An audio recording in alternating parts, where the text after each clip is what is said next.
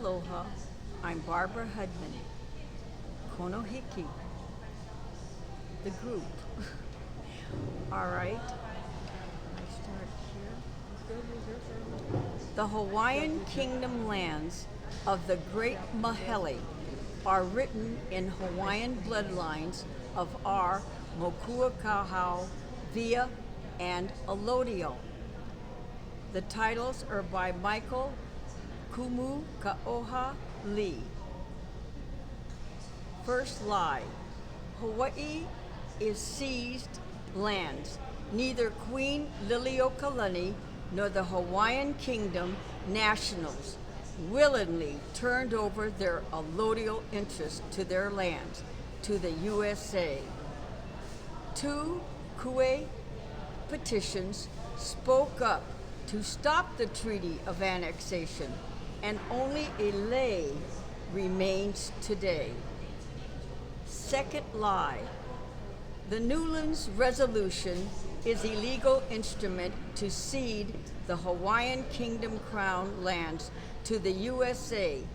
So says the U.S. Constitutional Article and Section 2, the Supremacy Clause.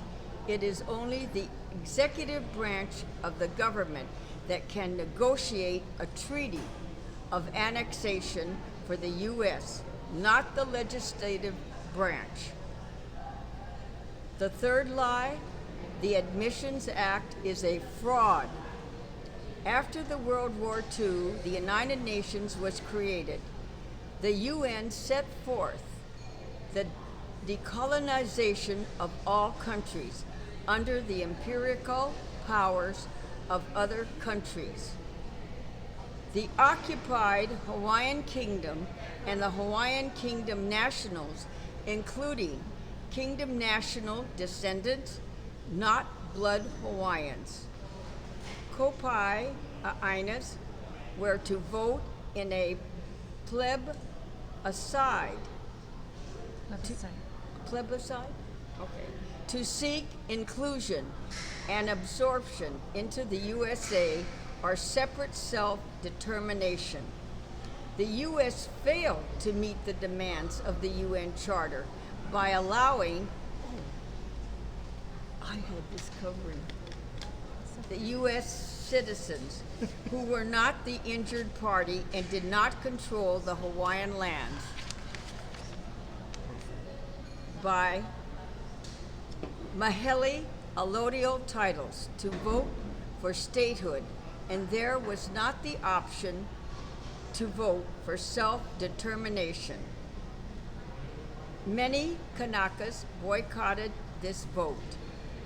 Therefore, the Hawaii vote for statehood to the USA was a continuing fraud perpetuated not only on the Hawaiian Kingdom nations who never applied for U.S. citizenship, but were captured by the USA and given U.S. citizenship in 1900 to gain control over their allodial titles, going against the U.S. Constitution of the 19th Amendment, that you have to apply for U.S. citizenship.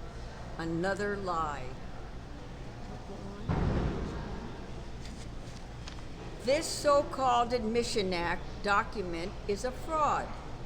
Article 1, Section 1 is strangely missing. Why? The USA has no legal instrumentally to claim the Hawaiian Kingdom lands were legally ceded to the USA. So Hawaii became a giant trust like Bishop Estate. The U.S. became the Board of Trustees and the Hawaiian Kingdom National became beneficiaries of this fake state trust. This is spelled out in the Hawaii State Constitutional Article 1. Section 1, we have the right to make laws in the state of Hawaii because of the people. What people? No one can make laws unless they own said land, and only Hawaiians of the blood still have interest to their family allodial titles. See Kumu Mike Lee's allodial title classes on YouTube. It is impossible under the Great Mahele, a foreign allodial title, to transfer the private or Hawaiian Kingdom crown land in an allodial title, because Hawaii allodial titles can only be transferred from grantor to grantee by having Hawaiian bloodlines in the Hawaiian genealogy. You must have a living Hawaiian of the blood to be able accept the allodian, and that is impossible if the USA is not a Hawaiian nation of the Hawaiian bloodlines. You have to have a drop of Hawaiian blood to receive a Ano allodial title under the Great Mahele. The interest of Ano allodial is forever the way the Mahele laws were written, and it cannot be transferred as if it is fee simple or freehold or feehold. It is superior, which Western authors purportedly overlooked by quoting U.S. allodial title law, which had nothing to do with the Hawaii Kingdom government creation of Hawaiian allodial titles whatsoever. The U.S. Federal Supreme Court dealt with Fane allodial titles not created in the land boundaries of the USA in the U.S. Federal Supreme Court case. Foster and Elam Vest Nielsen, 27 U.S. 253, 1829.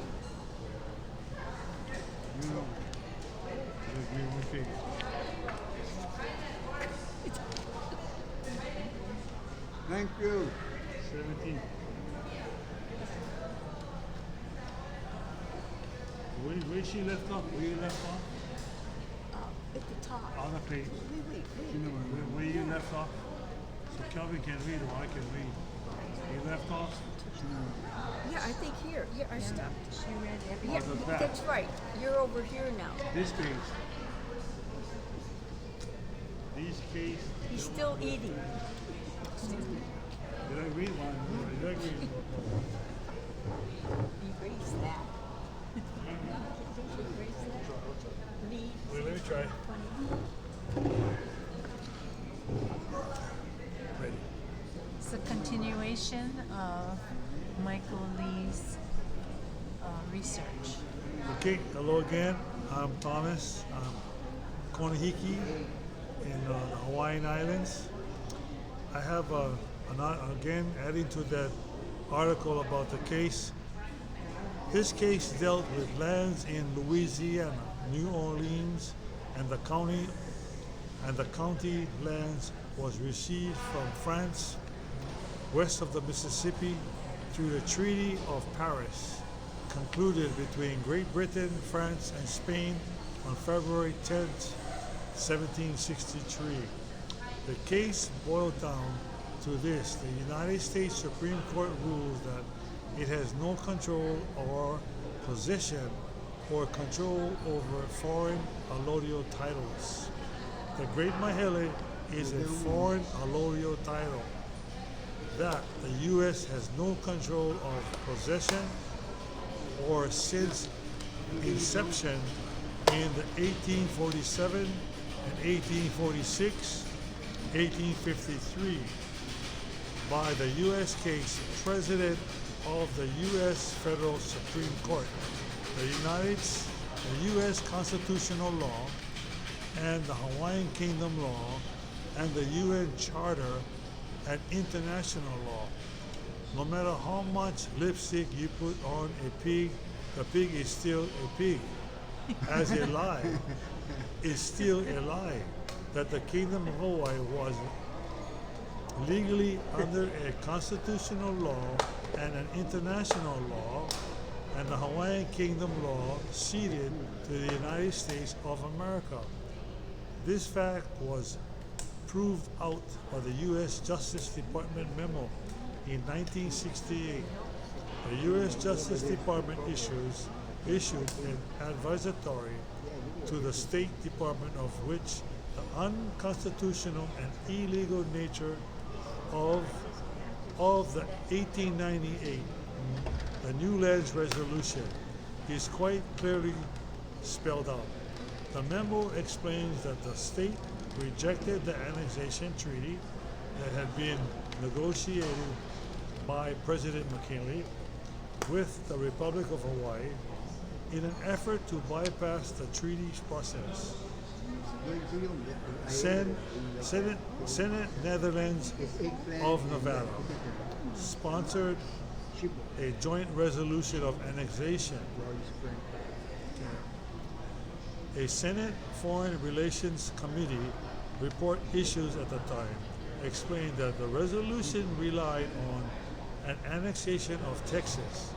As a precedent, the Justice Department memo, however, points out a major difference between Texas and Hawaii, because Texas was acquired as a new state, not joint resolution annexing Texas relied on a constitutional power of Congress to admit new states, and was not a proper percentage of annexing and land that would be retained as a possession or territory. In other words, annexation of Hawaii could not be achieved in a constitutional manner by a simple legislative act. The Hawaiian Islands were foreign soil in 1898, some 2,100 miles beyond the U.S. territory, based on the international law principle of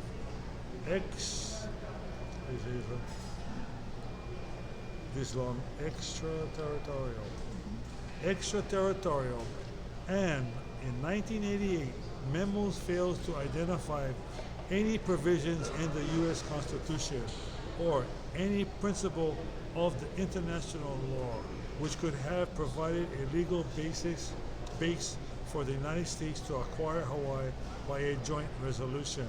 In fact, the memo says that during the annexation debates, Congressman Ball categorized the effort to annex Hawaii by joint resolution as a deliberate attempt to do unlawfully that which cannot be lawfully done.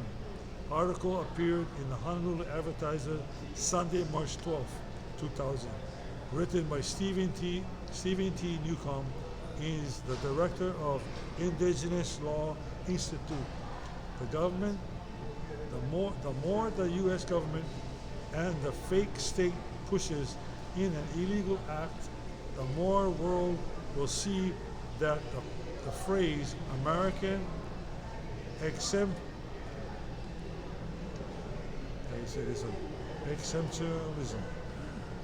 exceptionalism is a lie.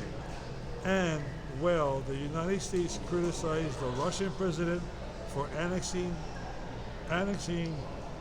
part of the Ukraine illegally, but the U.S. has done no different to harm and injury. That is an apology resolution of 1993, passes by Congress, and the signed by U.S. President did not go far enough, as the U.S. preaches to Russia to release territory illegally seized. The U.S. government should take its own advice, as well as to release Hawaii to its rightful owners, the Kingdom of Hawaii and its citizens, its citizenry, the Hawaiian Kingdom, national, if the U.S. is truly what it says, an exceptional nation. Thank you. It is.